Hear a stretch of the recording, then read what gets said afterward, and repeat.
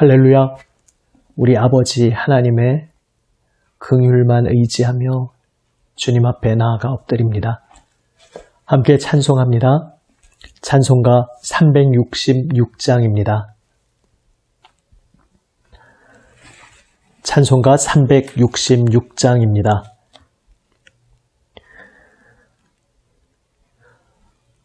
어두운 내 눈 밝히사 진리를 보게 하소서. 진리의 열쇠 내게 주사 참빛을 찾게 하소서. 깊으신 뜻을 알고자 엎드려 기다리오니 내 눈을 뜨게 하소서.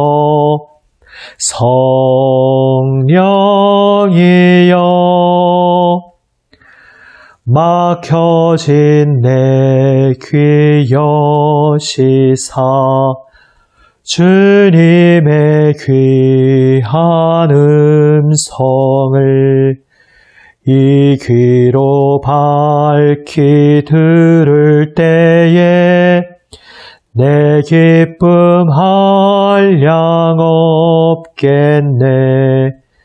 깊으신 뜻을 알고자 엎드려 기다리오니 내 귀를 열어주소서.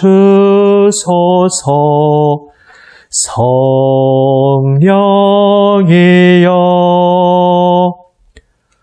봉해진 내 입 여시사 복음을 널리 전하고 차가운 내 맘 녹여주사 사랑을 하게 하소서. 깊으신 뜻을 알고자 엎드려 기다리오니 내 입을 열어주소서.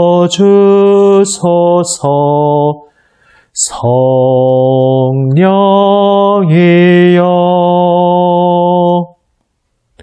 아멘. 기도하시겠습니다. 아버지 하나님, 거룩하신 아버지의 임재 앞에 나옵니다. 오직 긍휼로 저희를 안아주시고 받아주시는 우리 아버지 그 넓으신 품에 안기기 원합니다. 생명의 음성으로 저희의 마음을 새롭게 하여 주시옵소서. 우리 구주 예수 그리스도의 이름으로 기도드립니다. 아멘. 하나님 말씀 열왕기하 1장 9절에서 18절 말씀입니다. 구약 성경 560면 열왕기하 1장 9절에서 18절 말씀입니다.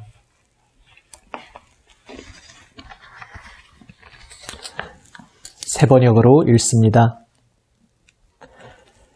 그리하여 왕은 50부장에게 부하 50명을 딸려서 엘리야에게 보냈다.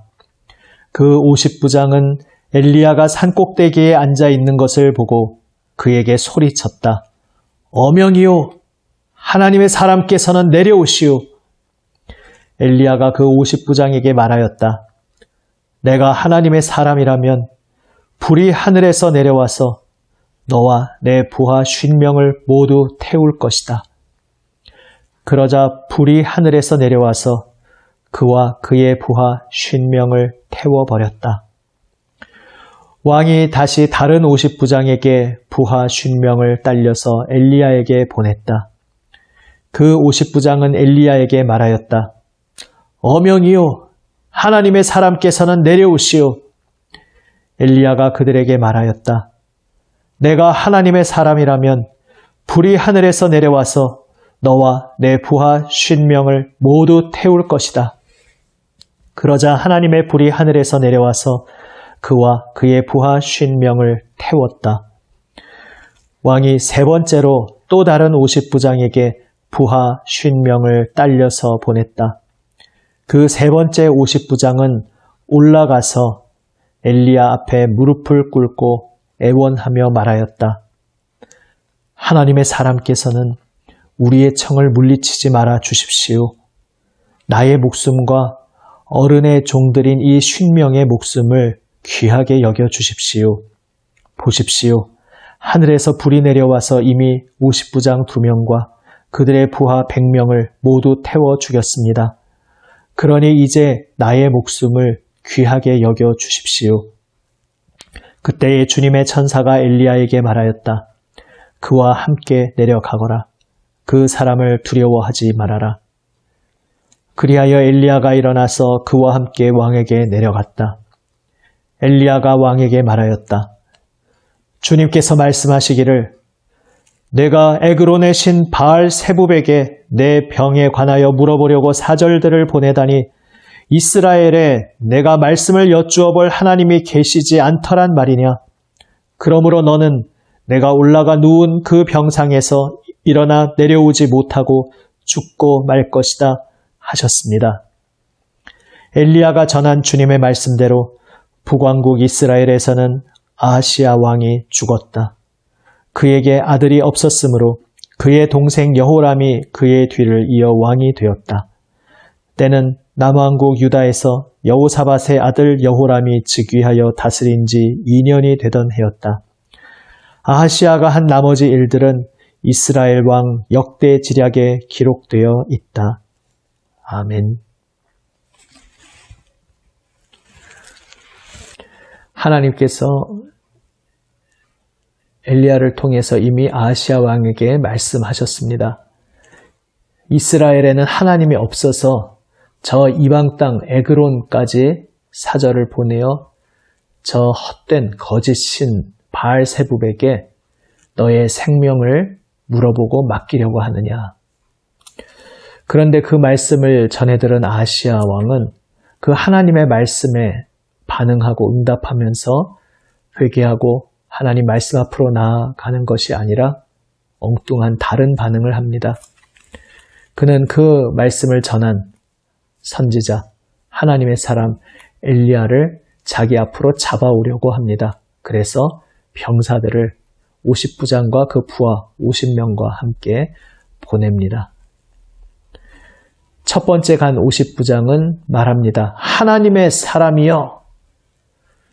하나님의 사람이라는 것 굉장히 존칭을 하는 것 같지만 함께하는 말을 보면 그것이 존경의 호칭이 아니었음을 알게 됩니다. 어명이요, 왕의 명령이요, 임금님께서 말씀하시오, 내려오시오. 여기서 내려오라는 이 명령형은 문법적인 형태를 볼 때 그의 교만함이 나타나는 그러한 말투입니다. 이미 왕의 명령이라는 그 말에도 그 교만함이 묻어 있습니다. 그래서 지금 하나님의 사람이라고 엘리야를 부르는 것은 정말로 그를 하나님의 사람으로 인정하고 하나님을 두려워하여서 그렇게 부르는 것이 아니고 조롱의 의미임을 알게 됩니다. 하나님의 사람을 왕의 명령으로 짓눌러서 왕의 명령의 권위로 하나님의 사람을 왕 앞으로 끌고 내려오려고 합니다. 결국 그는 하나님을 우습게 여긴 것입니다. 하나님도 왕의 명령 아래에 있다는 그러한 착각이었던 것입니다. 바로 그것은 이 심부름을 하는 50부장뿐만 아니라 그를 보낸 아하시야 왕에게서 시작된 그러한 태도입니다. 두 번째 50부장이 갑니다. 지금 읽은 세번역에서는 동일한 말로 한 것 같지만 우리 개역개정을 보면 한 가지 말이 추가되어 있습니다. 속히 내려오시오. 원어상으로도 우리말 그대로 속히라는 그러한 의미입니다. 서둘러 내려오라. 다시 말해서 이런 말이죠. 감히 임금님께서 왕께서 명령하시는데 어딜 움직이지 않고 그렇게 가만히 앉아 있느냐? 어서 내려오지 못할까? 이러한 명령을 하나님의 사람에게 하고 있는 것입니다.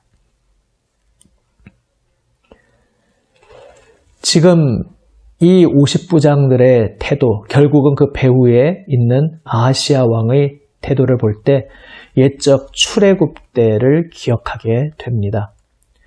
하나님께서 하나님의 사람 모세를 통해 명령하실 때 그 명령을 전해들은 이집트의 왕 파라오는 코웃음을 칩니다. 여호와가 대체 누구기에 나 파라오가 그 여호와라는 존재의 명령을 들어야 한단 말이냐. 파라오는 그렇게 코웃음을 쳤습니다. 그런데 이제 세월이 흘러서 지금 오늘 이 장면에서 이제는 이방 나라도 아니고 하나님을 전혀 알지 못하던 그러한 이방 나라의 왕도 아니고 바로 하나님 언약 안에 초청받은 하나님의 백성 이스라엘의 왕으로 세움받은 자가 여호와 하나님의 말씀을 우습게 여기고 있는 것입니다. 옛적 파라오가 그랬듯이 말입니다. 그래서 오늘 본문을 얼핏 처음 접할 때는 아무리 그래도 그렇지 하나님께서 다짜고짜 이렇게 사람의 목숨을 이런 식으로 다 없애버리실 수 있단 말인가? 이렇게 생각할 수도 있으나 이것은 지금 굉장히 중대한 지점, 아주 중요한 의미를 지닌 사건이었습니다. 지금 하나님의 사람은 하나님을 우습게 여기고 하나님을 대적하는 그러한 이들에 의해 포위당해 있었습니다. 그것도 이방 나라 세력이 아니라 바로 하나님의 언약으로 부름받은 그 백성들이, 그리고 그 백성들을 하나님의 뜻을 따라 잘 돌보도록 그렇게 하나님으로부터 명받고 세워진 이스라엘의 왕이 하나님을 자기 뜻대로 좌지우지하려고 하는 그러한 죄악의 극도의 모습을 보이고 있었던 것입니다. 그리고 하나님께서는 그러한 교만한 이들을 벌하셨습니다. 그리고 더 나아가 생각해보면 두 번에 걸친 50부장과 또한 그 부하들의 죽음을 통해서 하나님께서는 아하시아 왕에게는 계속 기회를 주시는 것이었습니다. 지금 아하시아 왕이 어리석게도 무엇을 깨닫지 못하고 있는지 계속 보여주시고 계신 것입니다. 여호와 하나님만이 참되고 유일하신 하나님이요, 아하시아 왕의 그 생사의 모든 것도 오직 하나님 손에 달려있음을, 그래서 지금 그가 할 일은 하나님의 말씀이 자기 구미에 맞지 않는다고, 자기 뜻에 마음에 들지 않는다고 하나님을 자기 아래에 굴복시키려는 그러한 시도를 할 것이 아니라 돌이켜서, 방향을 돌이켜서 회개하여서 하나님 말씀 아래에 엎드려야 하는 바로 그러한 때였습니다. 그러나 아하시아 왕은 여전히 깨닫지 못하고 있습니다. 그리고 세 번째 50부장과 부하들을 보냅니다. 세 번째 사람들을 보낼 때 아하시아 왕은 전혀 달라진 것이 없이 똑같이 교만한 태도로 그러한 행동을 행한 것입니다. 그러나 그 심부름을 하다 나아간 50부장과 그 병사들, 이 세 번째 사람들은 처음 두 사람들과 달랐습니다. 그는 엘리야가 있는 그 산꼭대기로 올라갑니다. 올라가서 그 앞에 무릎을 꿇고 애원합니다. 간청합니다. 하나님의 사람이시여, 저와 그리고 저와 함께 있는 이 50명의 생명을 귀하게 보아주십시오. 그는 말합니다. 다시 말해서 지금 왕이 명령하시는데 어딜 감히 내려오지 않느냐? 왕의 명령이니 복종하시오. 이렇게 말하는 것이 아니고 그는 심부름받은 입장으로서 엘리야를 왕에게 오도록 왕의 그 전가를 전하기는 해야 하지만은 지금 그것을 그는 간청함으로 부탁하고 있습니다. 그리고 그 간청을 들어주시기를 원하는 근거도 이유도 교만한 태도가 아니라 자신과 자신의 부하들의 생명이 오직 하나님의 손에 달려 있음을 고백하면서 제발 저희를 불쌍히 여겨 주십시오. 저희를 긍휼히 여겨 주십시오.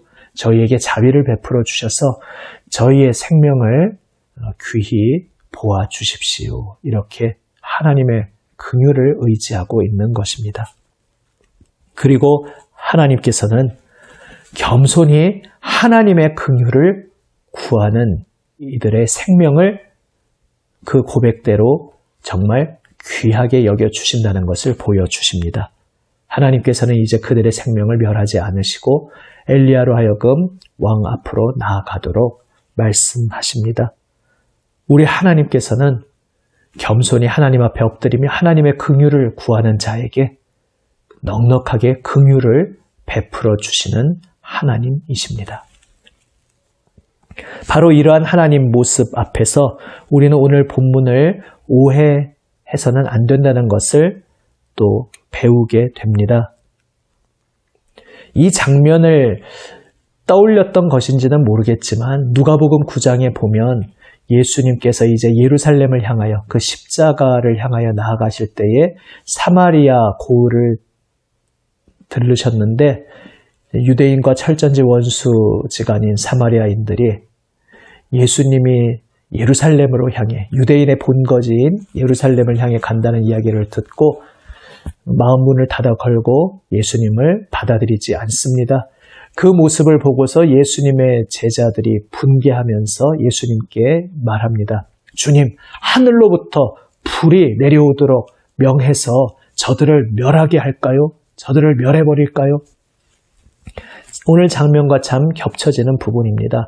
어쩌면 이 장면을 만약에 그들이 염두에 두고 있었다면 지금 예수님의 가시는 길을 거부하고 예수님을 받아들이지 않는 그 사마리아 사람들을 이 첫 번째와 두 번째 50부장 그 무리들과 아마 동일시하면서 하나님께서 보내신 분을 우습게 여기는 저자들을 하나님께서 멸하시도록 우리가 하나님께 구할까요? 이렇게 말한 것이라 할 수 있습니다. 하지만 그것은 하나님의 마음을 너무나 모르는 그러한 어리석은 말이었습니다. 그래서 예수님께서는 제자들을 꾸짖으시고 잠잠히 묵묵히 계속 예루살렘을 향해 가십니다. 오늘 본문은 오히려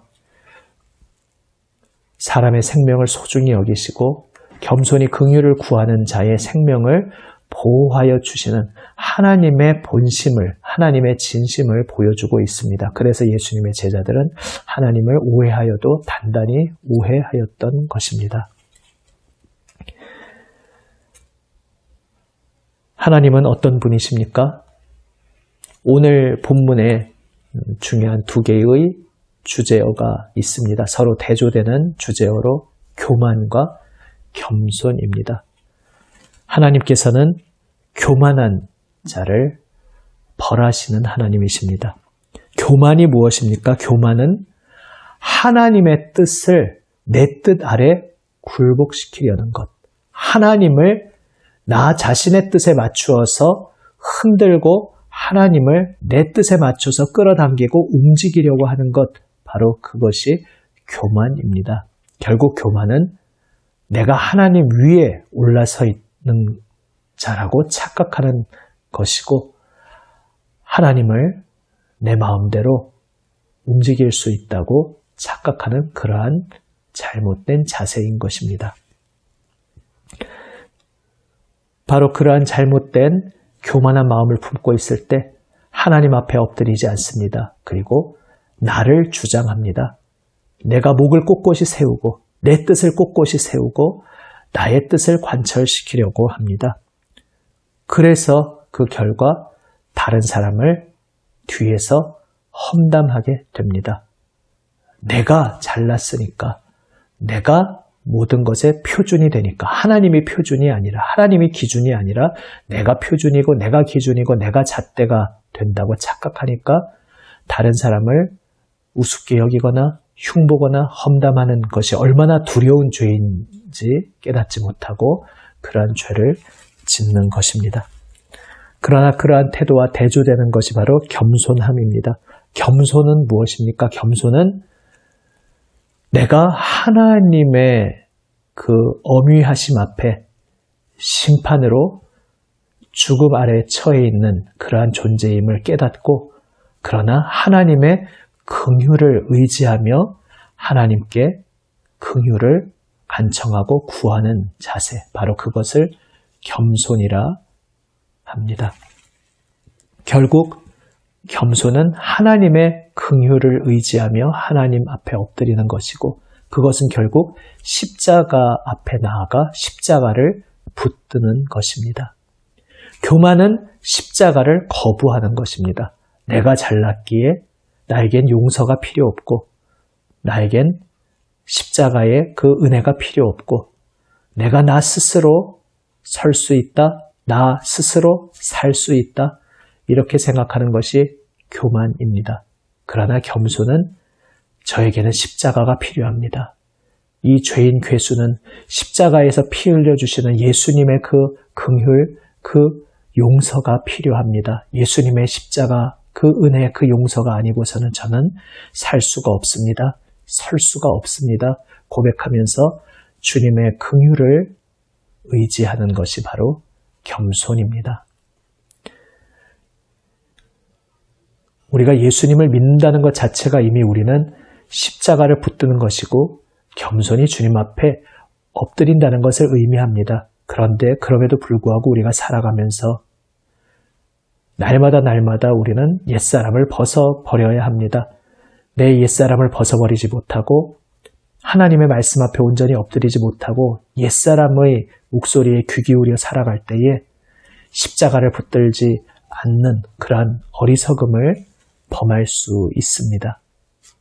나는 지금 오늘 본문 아하시야 왕과 첫 번째, 두 번째 50부장의 그러한 마음 자세로 혹시 서 있는 부분이 없는지, 하나님보다 내가 위에 있다고 착각하고 있지는 않은지 우리 자신을 돌아보기 원합니다. 내가 하나님 위에 있다니 언감생심, 누가 감히 그런 생각을 하겠습니까? 그런데 머리로 그런 생각을 하지 않을지라도 결국 내 마음의 태도가, 내가 지금 살아가는 구체적인 내 행동의 방식이 하나님 앞에 겸손히 엎드리지 않고 나 스스로 살 수 있다고, 나 스스로 설 수 있다고, 십자가가 나에게 필요 없다고 그렇게 생각하면서 나의 뜻을 굽히지 않고 하나님 앞에 엎드려 복종치 않고 그래서 남을 판단하고 남에 대해 험담하고 그러한 어리석은 함정에 우리가 때때로 빠질 수 있음을 우리는 두렵고 떨림으로 기억해야 하겠습니다. 오늘도 겸손히 주님 십자가 앞으로 나아가 십자가를 붙드는 우리 모두가 되기를 원합니다. 우리 주님께서는 십자가 은혜 의지하며 주님의 긍휼을 의지하며 주님 앞에 엎드리는 자를 그 넉넉하시고 풍성하신 긍휼하심으로 불쌍히 여겨주시고 사랑으로 끌어안아 주시는 주님이십니다. 오늘 주시는 말씀 붙잡고 주님 앞에 응답하며 기도하며 나아갑니다. 이제 토요일 혹은 금요일 저녁 이 말씀 붙잡고 기도하실 때에 우리가 일주일간 기도했던 그 모든 제목들을 붙잡고 주님 앞에 간구하며 나아갑니다. 주여, 주님의 몸된 우리 교회들의 교제와 또 교육과 선교와 그리고 예배와 봉사 그 모든 자리에 함께하여 주시옵소서. 기도하면서 구역을 위해서 또 교회 학교를 위해서 우리의 선교와 전도를 위해서 우리의 예배와 기도의 모든 자리들을 위해서 또 예배를 위해서 섬기는 이들 위해서 특별히 목회자들 위해서 기도하시며 또 교회의 모든 섬기는 그 영역들 자리들을 위해서 우리 장로님들 비롯한 모든 재직들 교회의 일꾼들을 위해서 차례차례 기도하고 중보하며 나아갑니다. 온 세계를 위해서 기도할 때에 특별히 이 코로나 시국 속에서 주님께서 질병에서 우리 사랑하는 이웃들을 온 세계 지구촌의 이웃들을 건져주시고 또 이 질병으로부터 극복되는 것을 위해서 수고하고 애쓰는 모든 이들 주님께서 힘주시고 지혜주시고 이끌어 주시기를 주님의 긍휼을 간절히 구하며 기도하며 나아갑니다. 함께 기도하시겠습니다.